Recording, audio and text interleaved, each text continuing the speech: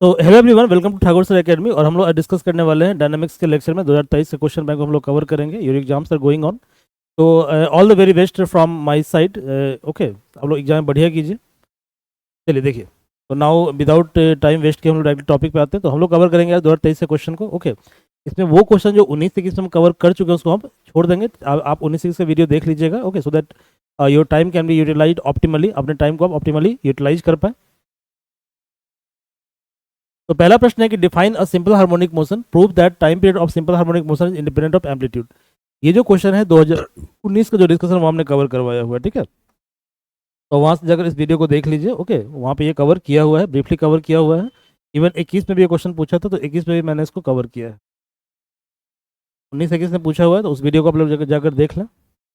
अगला प्रश्न क्या है, देखिए अगला प्रश्न है कि a particle start from rest from point O such that its acceleration after t second from zero is इतना, find the distance travel in 9 second. Okay, तो ये भी हमने कवर करवाया हुआ है। कब करवाया हुआ है?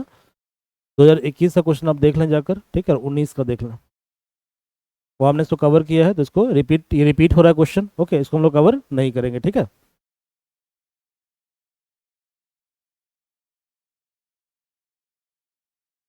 ये जो प्रश्न है, ये प्रश्न आपको 2019 में आया है, हमने 19 में कवर किया ब्रीफली। आप 19 वाले क्वेश्चन बैंक को देख लें डिस्कशन में, ठीक है, वो हमने कवर करवाया है।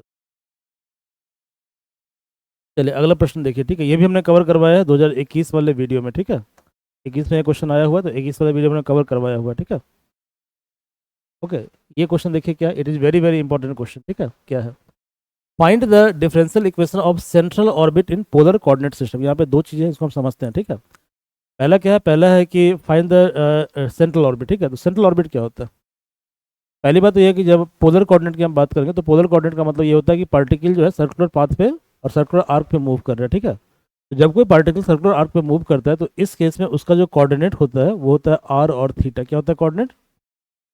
आर और थीटा। यहाँ पे आर क्या है? आर इसका रेडियस है, और थीटा क्या है? थीटा आपका ये एंगल है, ठीक है। इस तरह के मोशन को हम बोलते हैं पोलर कोऑर्डिनेट मोशन। क्या बोलते हैं? पोलर कोऑर्डिनेट, ठीक है। तो इसको बोलते हैं central orbit in polar motion को डिस्क्राइब करने के लिए जिस कोऑर्डिनेट की सहायता की जरूरत है, इसको बोलते हैं आर थीटा।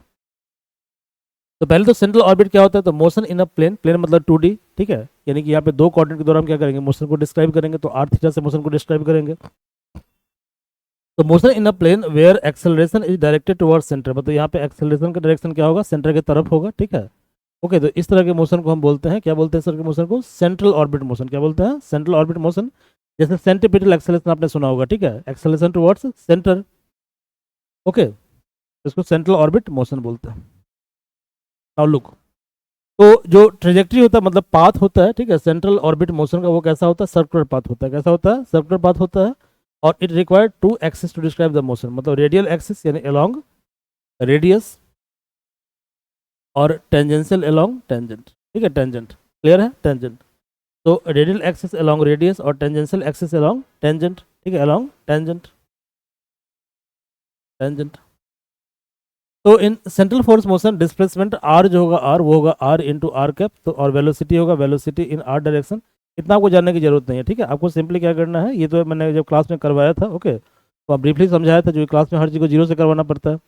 बट अभी आपको एग्जाम नजदीक है, तो आपको इतना पढ़ने की जरूरत नहीं। आपको सिंपली याद करना है, एक फार्मूला याद करना है, ये फार्मूला आपको याद करना है, ठीक है। कि जब सेंट्रल ऑर्बिट मोशन होगा, तो उस केस में क्या होगा कि एक्सेलरेशन जो होगा रेडियल डायरेक्शन में, ठीक है, उसका फॉर्मूला होगा r double dot minus are theta dot का स्क्वायर। क्लियर है? यहाँ पे डबल डॉट का मतलब एक्सेलरेशन है, ठीक है। और एक्सेलरेशन जो होगा टेंजेंट डायरेक्शन में, कौन सा डायरेक्शन में? थीटा के डायरेक्शन में। इसका वैल्यू होगा r theta double dot plus 2 r dot theta dot. Even इसको भी याद करने की जरूरत नहीं है, सिर्फ इसका यूज होगा। किसका यूज होगा? ए आर वाले का यूज होगा, ठीक है। क्लियर है? तो ए आर कितना होता है? ए आर आपका होता है, ए आर जो होता है, ए आर ये आपका होता है r double dot minus are theta dot का स्क्वायर। बस इसको याद करना, ठीक है। क्लियर है? ये है एक्सेलरेशन अलोंग रेडियस। यहाँ पे आर डबल डॉट क्या है? यहाँ पे आर डबल डॉट है d2r/dt2, dt2। तो इसको आप चाहें तो लिख सकते हैं d/dt dr/dt। और dr/dt क्या होता है? v होता है, तो ये dv/dt है, ठीक है, dv/dt है, ठीक है, dv/dt है। थीटा डॉट क्या है? तो थीटा डॉट आपका है d थीटा/dt, जिसको ओमेगा बोलते हो। ओके, और आर क्या है? आर तो रेडियस है, आर क्या है? रेडियस है। तो बस ये फार्मूला आपको याद रखना है, this formula, only this formula. Good, कि ए आर बराबर are double dot minus are theta dot का स्क्वायर होता है, ठीक है भाई। तो लुक,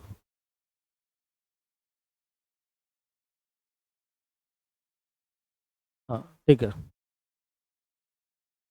तो देखो, जब सेंट्रल फोर्स मोशन होगा कैसा होगा, सेंट्रल फोर्स मोशन होगा तो उस केस में क्या होता है, जो एक्सेलरेशन अलॉन्ग रेडियस होता है r double dot minus are theta dot का स्क्वायर, ये नॉन जीरो होता है, जबकि जो टेंजेंशियल एक्सेलरेशन होता है वो r theta double dot minus two r theta है। थीटा डबल डॉट का मतलब क्या है, तो थीटा डबल डॉट का मतलब है d two theta by D t two, मतलब दो बार डिफ्रेंशिएट करना, तो इसको हम लिख सकते हैं d by D t d theta by D t, और d theta upon d T क्या होता है, ओमेगा होता है, तो d omega by D t, ठीक है, d omega by D t है ये, क्लियर है, d omega by D t है। तो देखो भैया, जो टेंजेंशियल एक्सेलरेशन है वो होता है r theta double dot plus two r dot theta dot, okay, इसको हम चाहें तो ऐसे लिख सकते हैं, ठीक है, ऐसे इसको हम लिख सकते हैं। तो आपको बस ये फार्मूला याद रखना है और एक ये फार्मूला याद रखना है, बस इसी दोनों फार्मूला की सहायता से हमें इसको इंट्रोड्यूस करना है। तो अभी तक जो हम पढ़ रहे थे वो इंट्रोडक्शन था, वो एग्जाम में नहीं लिखना है आपको, ठीक है, एग्जाम में आपको नहीं लिखना है, एग्जाम में आपको यहाँ से लिखना है, यहाँ से लिखना है, ठीक है, क्लियर है। तो मैंने मान लिया कि वो क्या है, ओरिजिन है, ठीक है, और ओ एक्स क्या है, ओ एक्स आपका एक्स एक्सिस है, ठीक है, ओ एक्स क्या है, एक्स एक्सिस है, और पार्टिकल जो है टाइम टी पे इस पॉइंट पे है, पी पॉइंट पे, इसका कोऑर्डिनेट कितना है, आर और थीटा है, तो कोऑर्डिनेट इसका आर और थीटा है, क्योंकि एक्सेलरेशन डायरेक्टेड टुवर्ड सेंटर होता है सेंट्रल फोर्स मोशन के अंदर। तो इसका मतलब ये हुआ कि एक्सेलरेशन ए आर बराबर हम लिख सकते हैं r double dot minus are theta dot square, ये तुमको याद करना पड़ेगा ये फार्मूला। तो आर डबल डॉट क्या होता है, d two r by D t two होता है, ठीक है, थीटा डॉट क्या होता है, d theta by D t होता है, ओके, तो यानी आर डबल डॉट हो गया d two r by D t two minus are theta dot का स्क्वायर, तो d theta by D t का होल स्क्वायर बराबर कितना हुआ, minus p y minus p, क्योंकि एक्सेलरेशन क्या है, एक्सेलरेशन सेंटर की तरफ है, तो ये डायरेक्शन क्या होगा, निगेटिव होगा, ये डायरेक्शन आपका निगेटिव होगा, और ए थीटा क्या होगा, जीरो होगा, ए थीटा क्या होगा, जीरो होगा, तो ए थीटा की वैल्यू हमने निकाली कितनी थी, one by R D by D T R square D theta by D T बराबर जीरो। तो ये आपको याद रखना पड़ेगा, ठीक है, दोनों फॉर्मूला को।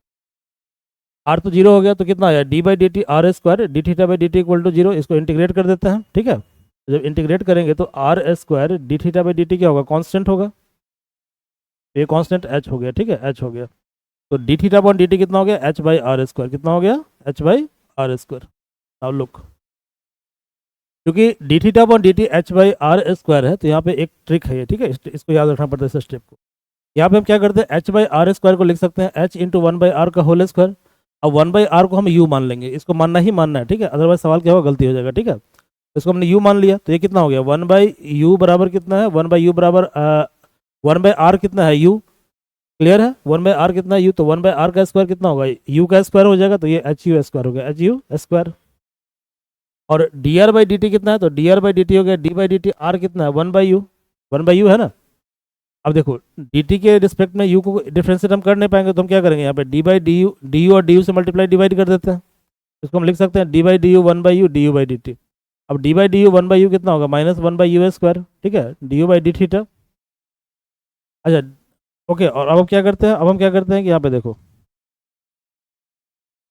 यहाँ ध्यान दो, D r by D T था, इसको हमने क्या किया, D by D T are कितना है, वन बाई यू, तो पहले हमने क्या किया, डी यू से मल्टीप्लाई किया, ठीक है, तो D by d u one by u d u by D t, D by d u one by you minus one by u square. अब जो D u by D T इसको हमने कर दिया D u by d theta by D T, तो ये हो गया minus one by u square, और देखो D u upon d theta, ठीक है, into D theta by D T, तो देखो D theta by D T already कितना निकाला था, एच यू स्क्वायर, तो इस जगह हम पुट कर देते हैं एच यू स्क्वायर को, तो one by u square h you square d u upon d theta, u square cancel हो गया, तो ये हो गया minus h d u by d theta, तो d r by D t finally आया हमारे पास minus h d u by d theta आ गया, ठीक है भाई।